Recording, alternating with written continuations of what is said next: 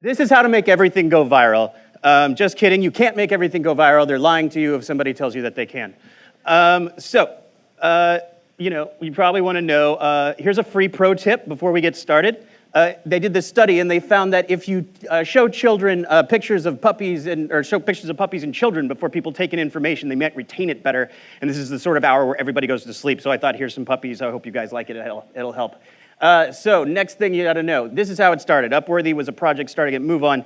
They were there, and there was this kid in Iowa named Zach Walls who was talking about to the Iowa State Legislature, asking them to let his two moms get married. And the video had a title of Zach Walls Speaks About Family. And it had 1 million views. And like, nobody's ever heard of Zach Walls at that point. They have no idea who he is. And they're like, oh, Zach Walls, I should click that. No, they don't know who he is. And about family, that's so vague, what does that even mean? So they took it and they gave it a better headline. 2 lesbians raised a baby, and this is what they got, and they got 17 million views.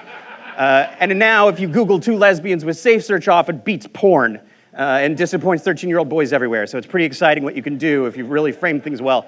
So at Upworthy, we have a mission. We want to draw massive amounts of attention to stories that matter, and stories, most importantly, that build empathy, because empathy is what connects people to you and makes them trust you and not think that you're biased because you have a different agenda than them, because we want to make the world better. So you're probably wondering what makes me a fancy expert. I happen to advise nonprofits and big companies. I post embarrassing pictures of my children on the internet. I have 129,000 fans on my Facebook page. I convinced a US sitting senator to photobomb me. Thank you, Senator Warren. And I got 8 million people to watch a 10-minute video about gender identity, which I'm pretty stoked about. Let's not be humble. I'm amazing. Like, I'm really awesome. I have 312 million page views and 15% of our all-time visitors, if you're wondering if I'm qualified. I helped raise $200,000 for a local municipal power issue, which they won, and $450,000 for a rare form of cancer research, and I got 15 million people to watch a video infographic about wealth inequality. I'm like really good. They flew a plane over my house. I'm not joking. This actually happened. It says Adam Mordecai, Epic Internet King, because I'm that good. Also, I'm a complete idiot.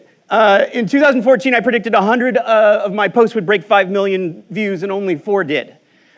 Which means, without testing, I'm 96% wrong, and my judgment is actually piss poor. And you should never trust anyone who thinks otherwise. Anybody who tells you they can make anything go viral or solve all your problems and oversimplify it, they're either lying to you or really naive, and maybe both. But almost nothing you do will really go super viral, as people tell you. Where do people do most of their sharing? You have to consider where you're trying to get people, and 97% of the world is on Facebook. They're up to 1 billion people a day, which means you have to go where the audience is, and for us, that means framing our content to do well on Facebook. That doesn't mean that the content inside the thing you click has to be shallow enough for Facebook, but the packaging that comes in on Facebook has to be really good, and that's where we've always tested stuff. So here's sort of the data behind that. The formula for figuring out if something's viral, this is a very simplistic version of it. If you have something that's getting no shares and no clicks, that means you have a boring piece of content that you framed really poorly and no one has any interest in. These are your press releases. Never put them on Facebook. Then there's things that get tons of shares and no clicks. That's exciting. That means you told a really good story, and if you framed it just a little bit better, everyone might see it.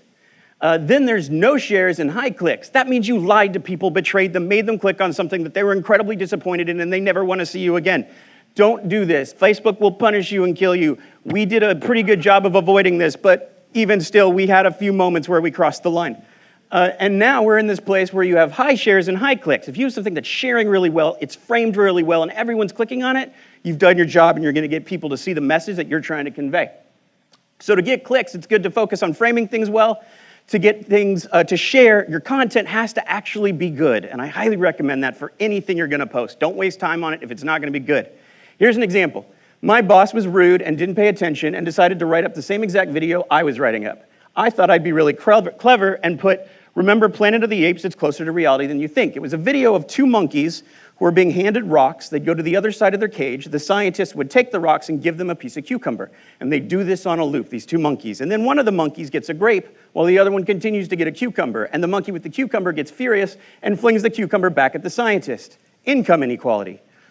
So remember Planet of the Apes, it's closer to reality than you think, with the movie reference that maybe a tenth of the people have seen, so they probably won't get my joke.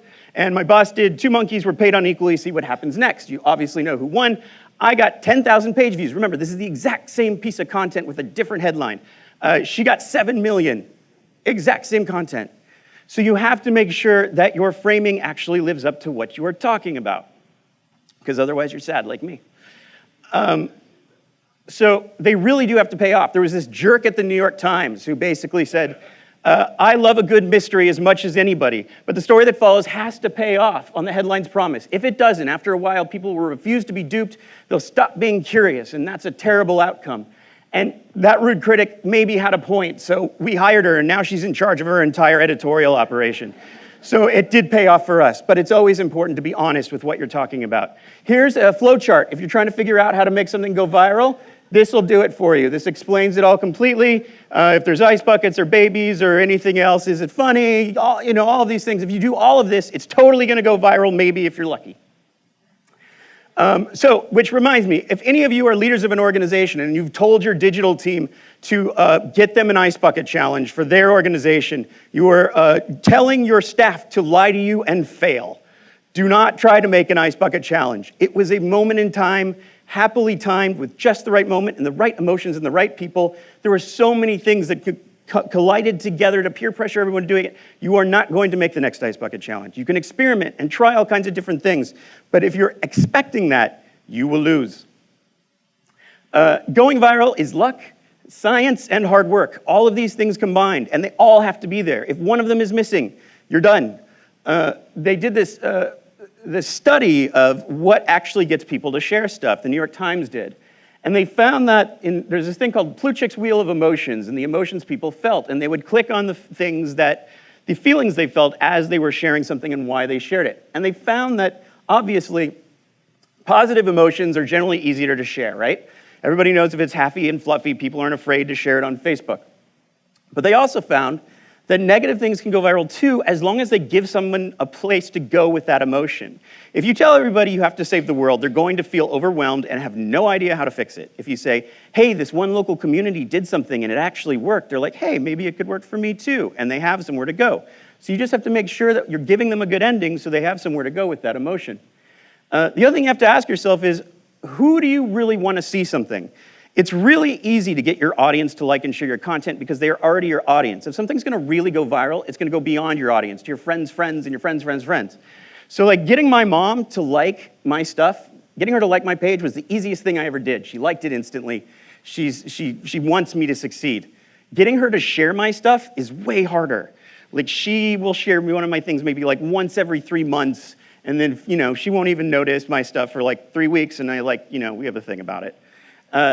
Getting my mom's friends to click on the stuff that I've written that she's posted is even harder. Getting my mom's friends' friends to share is even harder. Getting my mom's friends' friends to share is harder, and getting Kevin Bacon to share is the hardest. If you get 6 degrees, that's when you go viral. I've actually done it. I got Kevin Bacon to retweet one of my things. Technically, it was his content, but I'm going to take it. So we got to talk about moms. When you're talking about stuff on the internet and sharing on the internet, everybody's afraid they always want to present their best self, and they don't want to offend anybody. If the content is framed for Facebook in a way that makes people alienate others, like you're on the liberal side, you're evil, you're on the Republican side, you're evil, you're cutting off half your audience right there. So you have to frame it in a gentle enough way. And again, people don't care what's on the other side of the content. It's what people see on Facebook that they're paranoid about people judging. So if you make it so that it isn't partisan and shrill on this end, you're going to do a lot better. And moms are generally the best way to do that. Nobody likes to disappoint their mom unless their mom was awful, and I apologize to those people. They did Experian did this study, and they found that moms of young children are the biggest shares on the internet. And the basic theory behind it being that guys are generally afraid of their emotions. Young people don't want to portray any political views for fear of not looking cool. And moms are working 2 jobs and tired and just want things to get better, and they don't care if you're judging them. So they're going to be the ones who share the most. So if you frame stuff to not alienate them, you're going to do well. So we tend to try to make things, we tend to frame our content in a way that makes everybody feel appealing. The secret to our content isn't that we frame it well, though, because you can frame it as well as you want. If you don't have good content, it's not going to matter. So we ask 3 questions anytime we do something. We say, is the content substantive, engaging, or maybe even entertaining? If 1 million people saw it, would the world actually be a better place, or is it just going to make us feel, ha-ha, funny, look at this? And then, lastly, it's does the content actually deliver? So the headline is not that important if you don't have a good story to go with it.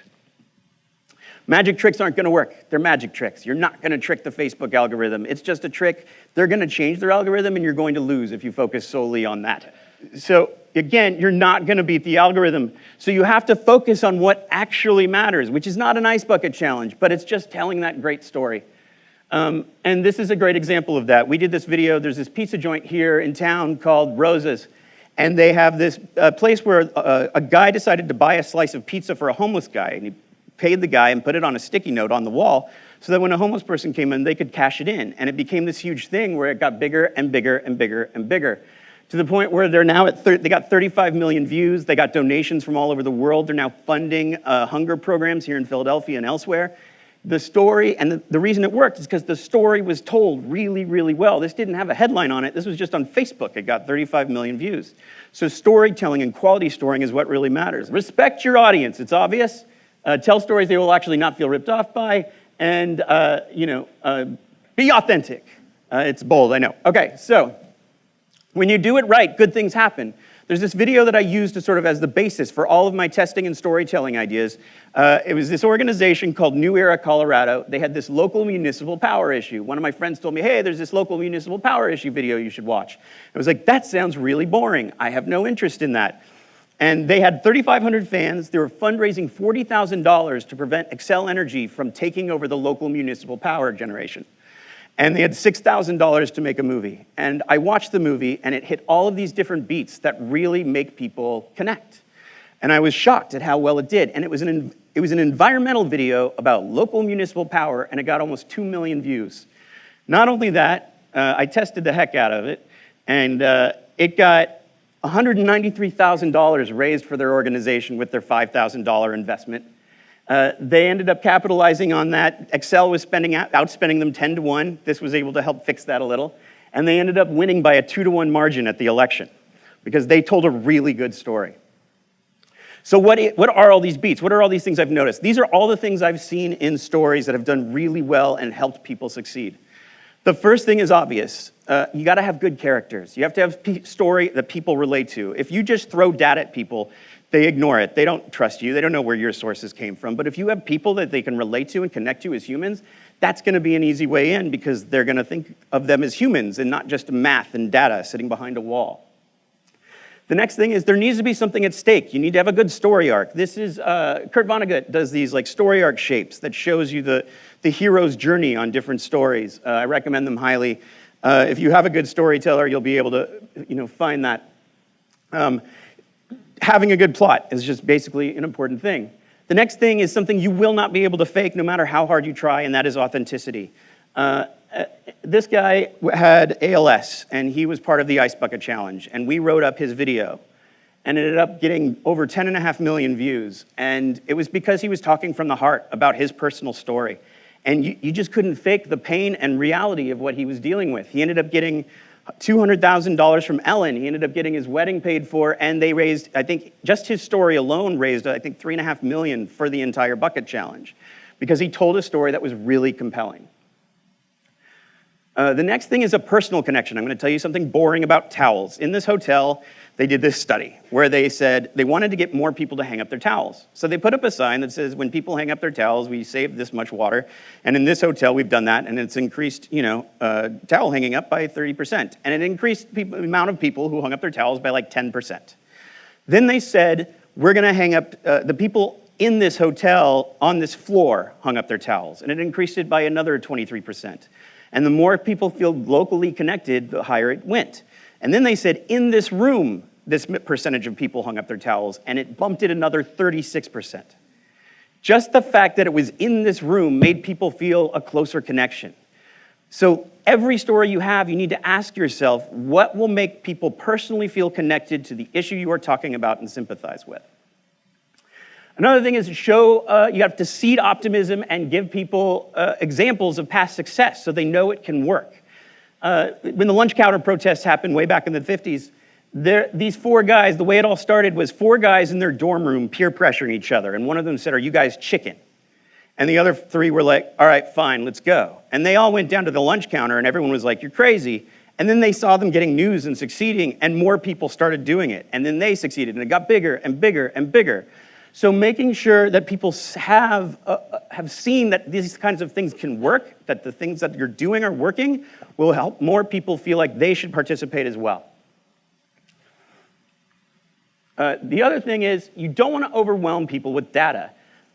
The thing I've found is they did this study with political issues where if you gave people, if you talked about an issue and it was counter to the beliefs, they would become more entrenched in the beliefs they already had. Even if it was an absolute irrefutable fact, it was clear that you were biased and had an agenda, and it made people less likely to connect with you. And the reason why is if I say global warming is real and you believe it is not, that means if you accept that that's true, you have a choice between saying I'm biased or doing what Neo did. And you have to say my grandparents lied to me, my family betrayed me, every little truth I've ever known. It's like a break in the dam. Everything you've ever known is a lie. If you have to accept that everything you know is a lie, or you have to accept that the other guy is biased, which one are you going to choose every single time? So you have to make sure they have a good, easy choice that isn't your bias, and the easier way to do that is if they feel emotionally connected to you.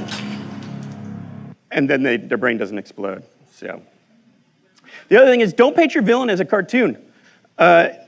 People can think for themselves. They're smart. We don't have to totally skew the other side as the devil in order to make it work. Excel Energy, when they were working on the municipal power thing, wasn't that they wanted everybody to be poorer and pay more for energy, ha ha ha, moo ha ha, roll their mustache. They just found out that made more money, and they were too lazy to do anything else about it. And the video portrayed them as people who were just self-interested, not evil cartoon villains. And if you portray them as cartoon villains, people will think you have an agenda. If you portray the facts as they are, they're going to trust you more. So give them the facts gently. The other thing is you have to ask is you have to go where people live. There's a spoken word video I did about racial inequality and police profiling. This guy had a spoken word poem about how he had to tell his 7-year-old nephew to hold his hands out the window and how he had to hold his hands out the window and put his wallet up on the counter and keep his hands up where the cops could see him when he got pulled over. This is something that I have never had to experience in my entire life. Now, if I was to tell everybody that our society is racist and completely screwed up and there's actual real racism in our world, they panic and immediately assume because of ridiculous white fragility that I'm somehow accusing them of being racist when it's actually a systemic societal problem that they have to grow to accept and learn from. So I did it. If you tell your kids this stuff, then you probably aren't white. And it was gentler, but it framed it in a way that people didn't have to get on the defensive right away about their entire world belief system that they're going to have to slowly come to grips with, which the Black Lives Matter movement is doing a great job of doing.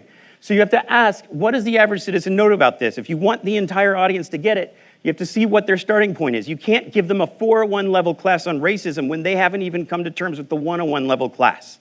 So when you're making content that you want to reach everyone, you have to be sure that it comes to them in a way that doesn't make them go into a full-blown panic. The other thing is address concerns head on. If there's counter arguments to whatever you're arguing that people use to dismantle your arguments that are completely not factual, but nonetheless are able to derail the argument, you want to be able to address those on your terms. So talk about it on your terms when you're talking about those issues. And seriously, teach them. Like if you've got an emotional moment where you've connected to your audience and you've gotten that opportunity to make them hear you, give them a lesson, teach them something, bring some facts to the table. People love having their emotional heartstrings pulled and then learning something in the process. So don't forget to teach them something bigger than just the emotional part of it. The next thing is make an ask, but don't make it a big one. Give them a small step. They just met you. They just seen your content. Donating, you should never do unless you have a very specific, emotionally compelling reason to get them to donate. You want to keep them over the long term. You get them hooked with your content. You get them hooked with the stories you're telling. And down the road, when you really do need something, you make that big ask, but save it for later. And lastly, leave them in a good place. A lot of the stuff that you guys are dealing with is really depressing and hard to deal with and hard to talk about. And that doesn't mean you can't talk about it. It just means you have to give them somewhere to go with that emotion at the end of the story. The Tiananmen Square protester is an incredibly tragic story, but it's also a story completely filled with hope. This one man standing up against the entire system, and it gives you somewhere to go with it. It makes you feel inspired. So when you're giving people these stories and you tell them all these things that they have to accept and come to terms with, give them somewhere to go with that emotion at the end, whether it is a small ask, whether it is what are you going to do next, whether it is where somebody else is already doing something that's awesome. Give them somewhere to go. So that's it. So find your story, then tell it well to the audiences you want to reach. It's really easy. I'm sure everyone will be able to do it. Here is a kitten on a turtle to help you retain the information. I am completely useless without you guys, so I'm looking for your stories, so please bring them to me, and I will gladly try to get everyone in the world to see as many of them as I can, as long as you do everything in the other part, and it'll be totally fine. Thank you.